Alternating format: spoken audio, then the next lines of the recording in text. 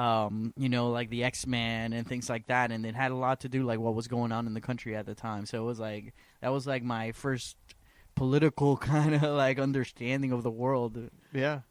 Yeah, absolutely, definitely follows the trend of what's going on in society. Like if it even, what we were talking about, the 30s, I think, is when Superman was invented, and then Batman shortly after that, and then we're going into like Great Depression and... Yeah. So in like the 1930s, there were these funny pages that would have these comics, like The Shadow and Tarzan and some other stories.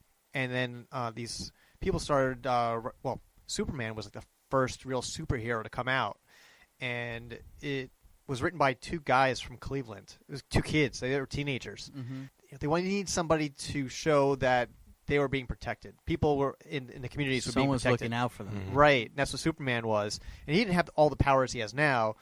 He could jump real strong. He was strong. He could jump real high. Yeah. He could deflect bullets.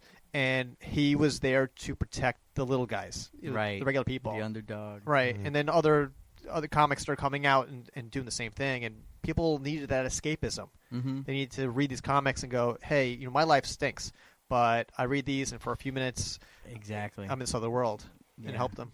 A lot of the bad guys, even the villains back then, were like corporate America, right? Yeah, American military and all this, and right. For a while, I remember that I think they had to like censor Superman because they're like, maybe not. He's getting a little too, he's getting too little rebellious.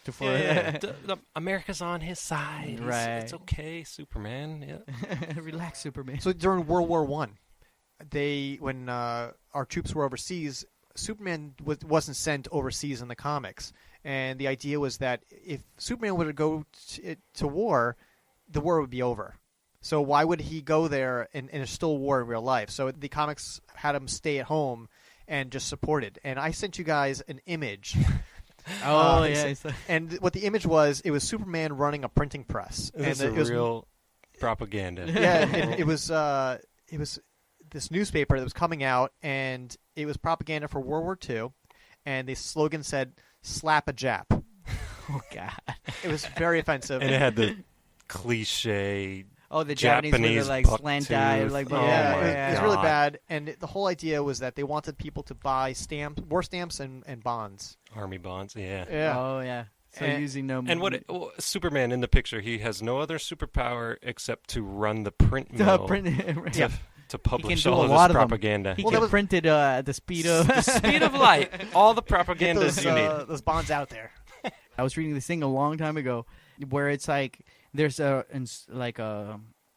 reaction to, like you were saying, like the depression, like Brett, you were saying about around the depression time and everything. That's when superheroes kind of spike, like like you were saying, like that's when people want to read these things. So you want an escape, you want a world that's kind of fair, or like someone's powerful, like you're not so powerless to the situations that are going around in the world. And it kind of makes sense because, like, if you think about it, comic books were like on the decline for a while, like in the 90s, like they're like late 90s, 2000s, and then like 2005 with the depression and everything. Look at like how the interest that became comic book there's movies. Always spikes towards all these eras of desperation or turmoil, where the comics go up because people just want to fantasize of being able to better themselves or the world or be in control of something. And when they're as powerless as they are in those times, that's when the fantasy comes. Trying to be in a fantasy Please world. Take me away. I think the other thing is, like, we want this with comic books. A lot of times it's kind of changed a little bit, but there's always this easy thing to tell who's good, who's evil, right? And like the world doesn't really have that, like there's the good guys, the Avengers, and then there's the bad guys, the Red Skull, you know what I mean? Like there's this like easy to Hydra, right, Hydra. So like there's easy distinction who's good and bad, but the world doesn't really have that, So it's easy to be like, it's almost like, man, the world makes more sense in the comic books than in real life. You know what I mean? Like there's the good guys where we're gonna go fight these bad guys, but in real life that's not really how it plays out. There's just there's a lot of nuance as to like why these wars are fought and these bad things are happening, and like it's just so much easier in comic books where it's like we know who to root for, you know. Well, I had an escapism. I just watched recently Thor Ragnarok. Oh, that's such a good movie. And it's you're on a whole other planet and this whole different society, and it was such a great movie. The humor of it, the visuals of it, everything about that movie was exciting. Yeah, I agree. The music, did you touch on that? Oh, yeah. A lot of this are going back to like a throwback. You were talking about that, right? They're like, I don't know when Thor was ever popular. To be honest, I was never a big fan, but did they not do like a big 80s theme on this one? It was real this was like all Tronish 80s. Yeah. Even the poster cover, I was like, where? Yeah, it had like the little lightning. Matrix or something. Oh, I love the part where he's coming in and they're playing Immigrant Song in the background. Oh, yeah. And it's if you notice, you don't see Led Zeppelin music in too many movies. No, other than School of Rock. I think that's the other time I've heard Immigrant Song in School of Rock. Jack Black's not playing. But yeah, I mean, it's epic when he comes in. It's also later on they redo it where the end battle.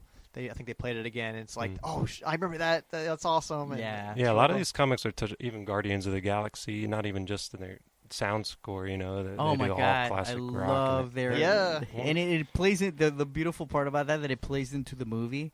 That he has has this mix that his mom gave him. That's why he's always on cassette. On a cassette, yeah. That's why the mix 1 and mix 2, and it's like it plays into the movie why this music is playing because it's the music his mom gave him, and it's like I think that's another thing like what you were saying earlier. Like remember we were talking about things that you're happy to be alive. Yeah. In this time frame, I think the new superhero movies that we're experiencing are nothing like the superhero movies from the past. I think you can thank Guardians of the Galaxy. Yeah. It's a game changer. Yeah. I remember walking out of the theater watching Guardians of the Galaxy and saying, this is the first time I felt like I felt when I first saw Star Wars. Like the original Star Wars. That's like the first time where it's like, I feel like I'm in a different world, totally new.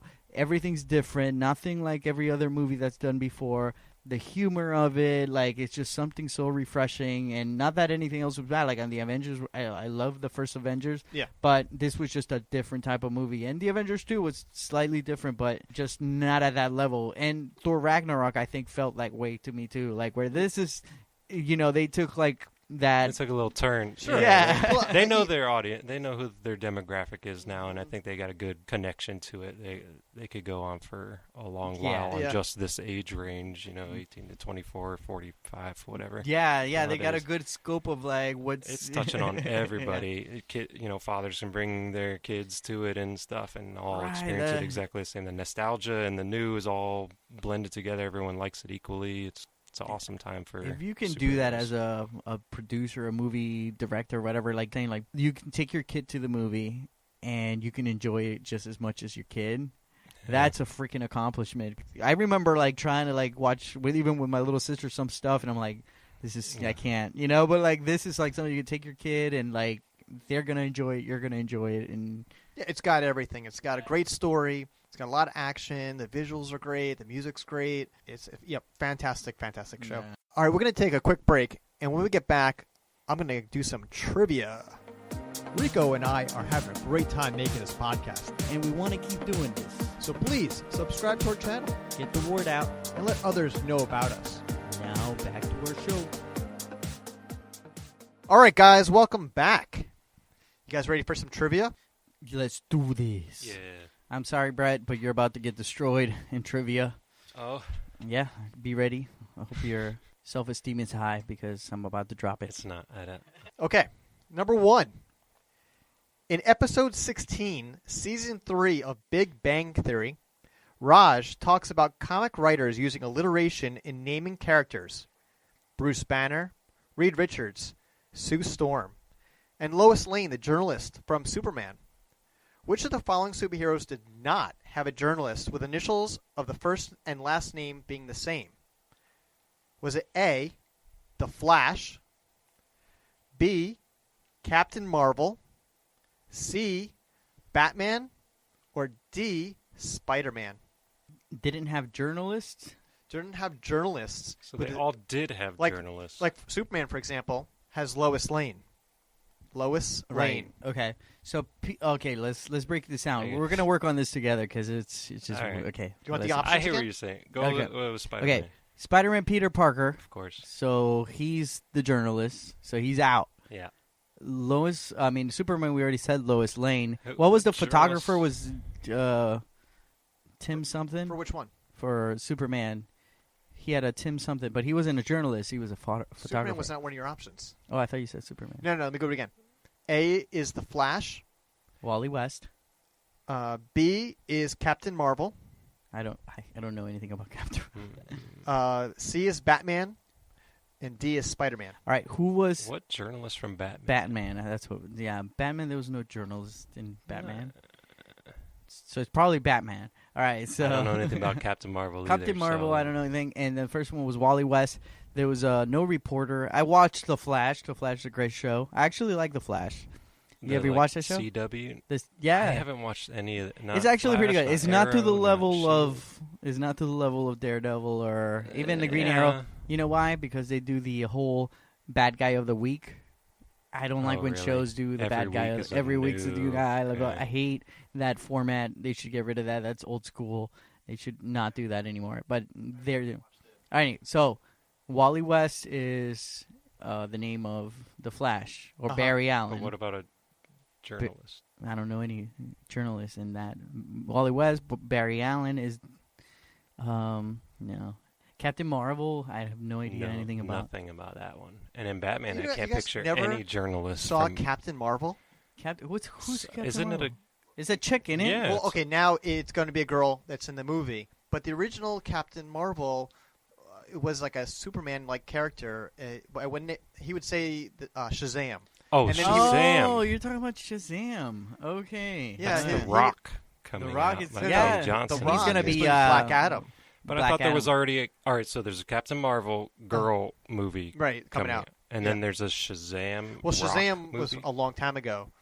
It came out Well, those around are the two time of different. Superman. You know why? Because those are two different universes. Captain Marvel Mhm. is Marvel. Captain Marvel Shazam is DC. So They those are did. two separate things. Which Yeah. came first? the DC one. DC Because Cap- they got yeah, sued Shazam. by They have so many. Superman. No, wait. wrestling- Captain Marvel, the Shazam, was a Marvel character. They got sued by the DC Comics because it was so much like Superman. It didn't last because they yeah. eventually got sued and they had to stop Right. printing it. Yeah. And I mean, those two must sue each other like every other day. Yeah. Because like even Sounds fun. Deadpool Deathstroke. is Deathstroke, Yeah, right? Like looked exactly the like, same, and they have the same outfit. Yeah, they have the same same like personality. swords. And I'm going to reel you ninja. guys back in, and you guys have to give me Sorry. an answer. Oh, yeah. Is it A, The Flash, B, Captain Marvel, C, Batman, or D, Spider-Man? I'm gonna go B, Captain Marvel. I'm gonna go with Batman. Okay. You got Captain Marvel and Batman, and the answer was The Flash. Okay, That's so what here I we go. said, So The you guys Flash. figured out Spider-Man has Peter Parker. Right. Batman has Vicky Vale. Mm. Do you remember Vicky Vale? I remember the name now. Yeah, one of the I think it was the second Batman Returns, had Michelle Pfeiffer play Vicky Vale. Ah, Wait, that's Says no. Catwoman? Michelle Pfeiffer was Catwoman. but she was Oh, okay, also a reporter. There was one of them that I know what you're talking about. Batman, the first Batman. I know. I'm eating chips. I'm sorry. I'm hungry. this What do makes you a want? really good podcast. Yeah, don't worry about it. Sorry, guys. I'll cut that all out. No, leave it in. Okay, so the answer was The Flash. Iris West was the reporter. Okay, I don't see how Iris West is a. In She was the the- only one that didn't. So, yeah. Oh, and Billy Batson was the actual guy, Captain Billy Marvel. Batson. Billy Batson was the guy with Shazam, and he was a reporter, Hmm. just like Superman. But you know Clark what? Kent. You're wrong. I'll tell you why you're wrong. He Iris says West. William. Oh, go ahead. Iris West. In the show, she is a reporter. You're right. Yeah. No, Okay, you're right. thanks for Yeah, thanks for solidifying that for me. I just remember in the Flash, it's his adopted sister that he's in love with, Iris. What? Iris West. That's what it is. Yeah. Great. That's not too awkward. All right, number 2. Since being released February 16th of this year,